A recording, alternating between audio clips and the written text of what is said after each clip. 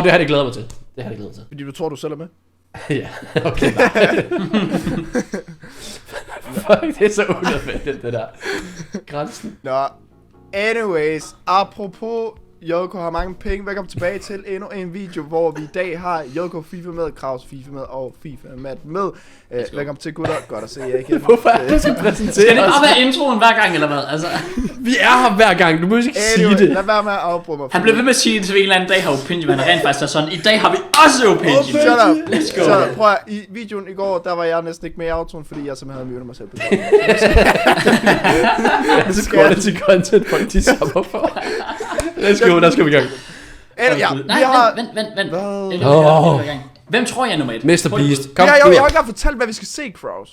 Nå, undskyld. Det kan de læse titlen, come on. Nej, det kan det ikke. For der står, normalt vil folk jo sige, der står top 10 richest YouTubers. Men der står top 10 richest YouTubers of 2021. Og til folk, der ikke kan engelsk, det er fair nok.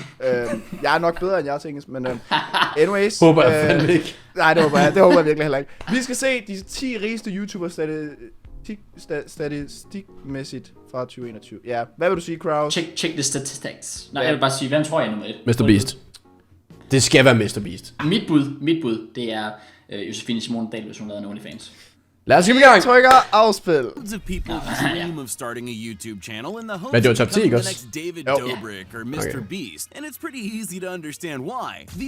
Ja, Jake Paul. Hey, let's go, JJ. Favorite e-celebs get off their videos and ever-expanding subcounts. The real numbers are sure to shock you. That's why we're about to unload the biggest, richest, and most famous YouTube success stories James Charles, og han speak up. Men er det specifikt? Ja, er det specifikt for YouTube-videoer, eller bare sådan sponsor? Fordi så Jake Paul jo MrBeast. Hvad? Okay, hold on. Jamen, det er det, jeg siger. Han har jo selv sagt også på podcasten, at hvis vi snakker sådan i cash, hvad han har lige nu, så er han jo ikke rig overhovedet. Det er rigtigt. Nå, men så er det i hvert fald, så er det ikke... Det forstår jeg. Jeg ved ikke, hvordan de judger det. Men det gør jeg, det kan være, de siger det. Fordi der er no way MrBeast er nummer 10. Jeg tror straight up ikke engang, de har nogen idé. Jeg tror bare, at de har taget 10 random navne, der er store, og bare sådan lidt, ja. Jamen, udgiver Forbes ikke en liste hvert år? Med YouTuber? Det tror jeg, jeg har læst, jo. Men okay, så ved jeg. Det kan være, når vi ser videre, at det giver mere mening. Ja, lad os lige se. A massively successful genre of videos where a YouTuber gives away or spends a ridiculous amount of money to some group of people at just 22 years old. It isn't a stretch of the imagination to state that MrBeast is one of the most influential figures in the history of this platform. Of course, you can't be giving away millions without first having and making millions, and that's what we're all here to hear. Just how much cold hard cash is MrBeast pulling in? Well, that number is hard to lock down because MrBeast has one of the most successful merch empires in YouTube history. With a recent video of his showing that he sold more than 67,000 limited edition shirts and hoodies within a 24-hour sale at the lowest price. And det var lidt mere end min Black Friday. $2 million made in a day, and the hoodies cost double that amount. With all his insane spending, like giving away an $800,000 island or giving away $1 million cash every time he throws a competition, we know he's pulling in some undeniably monstrous dough. Still, let's look at numbers from nothing but his YouTube views, because even that fraction of his income is enough to blow your mind. In an average year, the main channel makes $13,860,000, and honestly, that's still a pretty conservative estimate. That's more than $160 every single minute. Talk about making money from your dreams. Det er for mange penge. PewDiePie. Men alligevel. PewDiePie 9! Nummer 9! Det forstår jeg ikke. Men det er fordi, nej, jeg har en prediction. Kom. Det er sikkert alle de der random indiske det er T-series og sådan noget. Ja, 100%. No. Men alligevel, jeg tænker bare MrBeast, han har jo, hvis de kun kigger hans main channel, han har jo sin spanske kanal, han har sin, hvad er det han overhovedet har? Han har russisk, han har... Bro, der er no way, han ikke er nummer 1. Ja, så han har reacts, jeg synes det er cringe person at lave reacts. Og så har han har gaming og så videre. Ja. Plot twist er i reverse den her. Nummer 4 det er bare sådan MrBeast, det er Russian. Præcis, ja.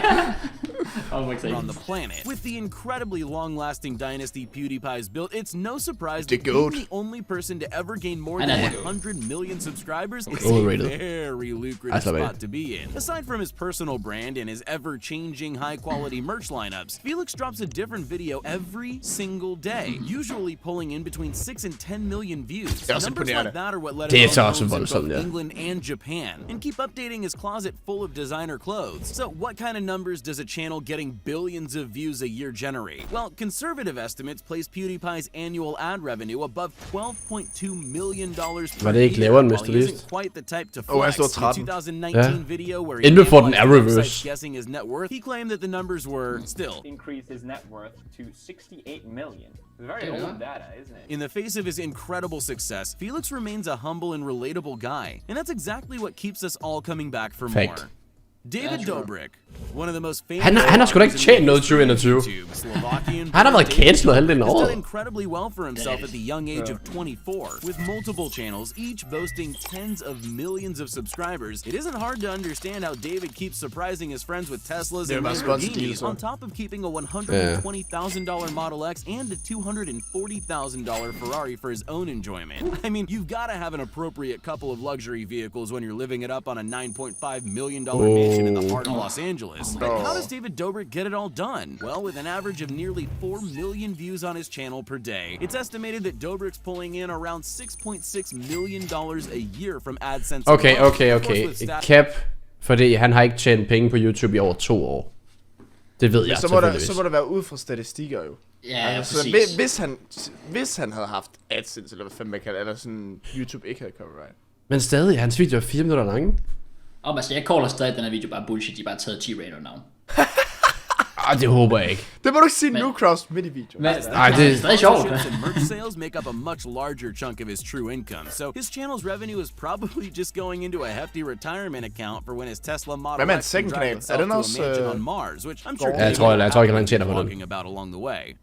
Jeg mangler lidt nogle specifikationer her. Initially a team of 5 man får ikke så meget at vide. Sports and physics, Dude Perfect has gone on to become one of the biggest names in modern entertainment, sitting on a truly unimaginable 53 million plus subscribers, along with multiple network TV shows and several other side projects, becoming the symbol of trick shots and sports world records the internet is so infatuated with. Dude Perfect's audience live shows, of the NBA, MLB, and NFL combined. So with an audience the size of several nations, it's not hard to imagine that their income flows from a huge number of sources, making it hard to track as a whole. Just taking a look at some of the ways the Dude det der lager der, fem, det er drømmen. Det er så sygt. Det er drømmen. In some serious cash flow. With their average 8 million daily views, the Dude Perfect channel nets at least $14.22 million. Okay, det er means each of the 5 founding members is netting the average American salary just about every week. Who knows what they'll be putting that money towards next, but if their past is any indicator, we can be confident they'll keep shooting for the moon and beyond. Det ved, hvor lang tid de kan fortsætte. TDM.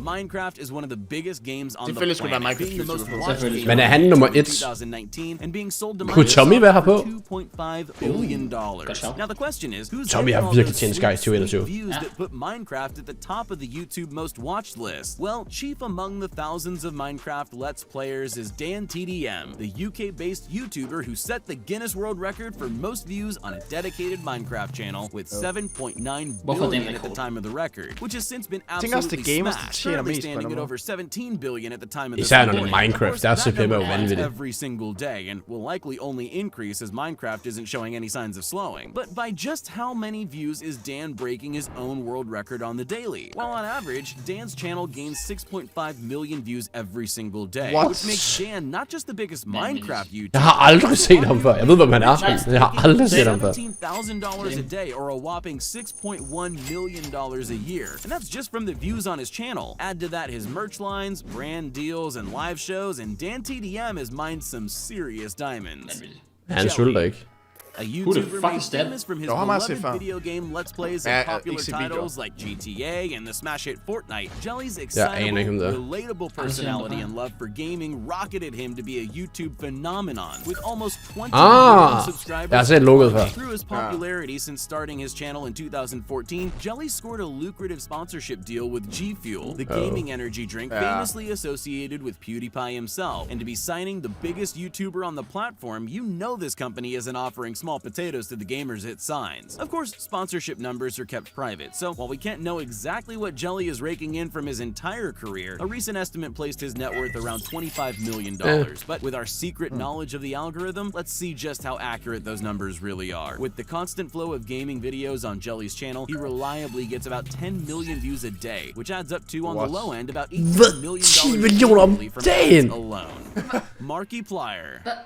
Umuligt, han stadig en top 10. Influence really is with his relatable and comfy feeling, small-scale gaming, Uploader han stadig? reviewing content. Nonetheless, Mark Fishbach jeg har aldrig set ham før. Eller jo, jeg har set ham før, men ikke set hans videoer før. Not just in the gaming sphere he came up through, but on the entire platform. And with a nickname like Red PewDiePie, you know he's going to be making some PewDiePie-esque gains. Aside from the likely hundreds of thousands of dollars channels as big as Mark's are assumed to earn per sponsored video, Markiplier launched... Jeg skal ikke canceles her, vel? Hvad nu? Ligner han ikke lidt ham fra Squid Game? Har main-characteren Ja, gør han ikke det? Det gør jeg faktisk lidt. Godt så, det var det. A high-end clothing company called Cloak, alongside Det har jeg aldrig tænkt over. YouTuber Jacksepticeye, a brand Jeg synes, de har lidt de samme øjne. you guessed it, gamers with over 51 million subscribers between them, 47 million. Hvad? Det var ikke? Hallo? Nej. Huge amount of gamers. Jeg kan godt se, hvad du mener, sådan virkelig meget nu, faktisk. Ja, ikke også? Kind of money Det er faktisk ekstremt 27 million subscriber YouTube channel makes. So, with an average of 6.4 han uploader daily stadig, så. views, a conservative estimate is an annual income of nearly $12 million. Well, hvis man tjener de penge der, så... PewDiePie, that is. Har man fortsat, ikke? James Charles. Bro, James Charles har skies. Ayo. Nej. Lige hurtigt. Nej. Jeg gider ikke. Lige hurtigt. Apropos vores podcast. Nej, jeg kommer ikke til at... Nej. Hvor meget for at bang 20 kroner. James Charles? Jeg vidste, du vil spørge. Faktisk ikke. Hvad jeg var lige... Jeg tror du skulle til at sige, at du godt kunne James Charles. Nå, jeg vidste, han ville spørge, hvor meget for at være sammen med James Charles. Hvorfor? Krause, bare fordi han selvfølgelig er til mænd. Det er fordi, jeg så et tweet her den anden dag. Okay, jeg vil sætte samme tweet så. Men ja, okay, det er derfor, jeg kom til at tænke på det. Jeg ved det ikke. Det har jeg ikke lyst til at tænke på. Nej, Krause. Nej, fair. Men alle i make-up-branchen, de tjener skies, fordi de sælger sig andre makeup. James has created one of the most massive, influential makeup empires the world over. In late 2020, James's new sister merch line was shared on social media by the likes of Kim Bro, overvej Kim Kardashian ind over dit makeup og sådan noget. This guy really is. Ad has nearly 22 million subscribers on top of all that, and it's not hard to understand that James is pulling in some big sister bucks. So a purchase like the $7 million, 10,000 square foot mansion he moved into in 2020 really doesn't seem like too big a splurge for someone of James's caliber. So while estimates rank his current net worth at somewhere around $12 million, I'd venture to say that's extremely low. With 4 million average daily views, his YouTube channel alone is generating at least $7 million annually. And that's not including all his major sponsorships, brand partnerships, and successful makeup and merch lines. Having done so much in such a short time, the sisters are all eager to see where James altså det er ikke fordi den her top 10 ikke kan passe, men tallene passer overhovedet ikke. Hvem er det? Minecraft. Unspeakable. Unspeakable. Also known as Nathan, gets to make a living uploading playthroughs of his favorite games with his friends who, together with him, make up the collectives, Proper Productions, and The Squad. And with his rapid rise to fame, of course, also came den brugte jeg lang tid med. Prøv at, hvorfor er det, I sidder og siger det, mens vi har en kanal, der hedder mkjreaktioner? Afspil nu bare videoen, og ikke gå for meget ved det til. Man, shut the fuck up! Se, ham der! Han er big brain. Holy fuck! Der er sådan 20 kanaler. Ja, vi er i gang med indhenten. But just how much does a channel like his main one alone pull in? Well, just looking on the lower end, it's safe to say that the main Unspeakable channel makes well over $13 million every single year, or more than $1 million a month. Add on to that his merch lines, sponsorships, and all his other ventures, and you could almost say Nathan's true net worth is... Ej, det er et fedt hus. Bare ude i ingenting. One of the most versatile YouTubers on the platform, SS Sniperwolf's channel has managed to survive through years of massive shifts in content. From videos to reactions and vlogs, Sniperwolf has become the queen of almost fuldstændig. Hun har bare... Det er definitionen af don't hate the player. Præcis, YouTube er rundt om hendes lille finger. Ja, og det vil jeg også. Er det en, der reagerer på alle mulige videoer? Ja, hun sidder bare og laver daily reacts, og så får hun bare 5 millioner visninger på den react. Ja, det er mega originalt content. Fuck sig ikke. Det kan never be me. Gør det legit dagligt? Oh my days. Hvor lav kan man synke? If you can't beat them, join them. Yeah, facts. Legit straight facts. Deals and merch lines that likely make up a large part of her income. The Sniperwolf channel definitely makes a mind-blowing amount of money. With her average 15 daily views, this channel makes at least $27 million. What? Det er umuligt. Nej. Det er dobbelt af MrBeast. Det er jo bare cap. Fuck off. Nå, var det det? Fuck off. Like 2 Tesla Model 3s every single week. I guess looking surprised in every thumbnail really Facts. Kun af me. Big facts. Så hun var den rigeste i 2021, eller hvad? I guess. Jeg ved ikke rigtig, hvor meget man skal lægge i det, fordi der var ikke sponsoraftale, der var ikke altid noget andet indover. Ja, jeg skulle lige til at sige, fordi der er jo nogen, der kan være med til at boost overraskende meget. Jeg tror sådan til PewDiePie's G-Fuel samarbejde. Jeg tror Jake Paul på hans boxing alene bringer ham i top 5. Altså, så jeg ved ikke om det er kun YouTube, fordi de kan ikke få det ud for YouTube, fordi David Dobrik har ikke uploadet 2021.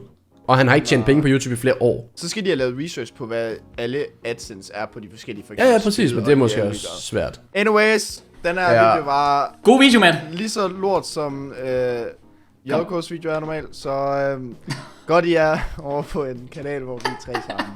Ja, vi ses i morgen! Ja, vi ses i morgen! Ha' det godt! Peace!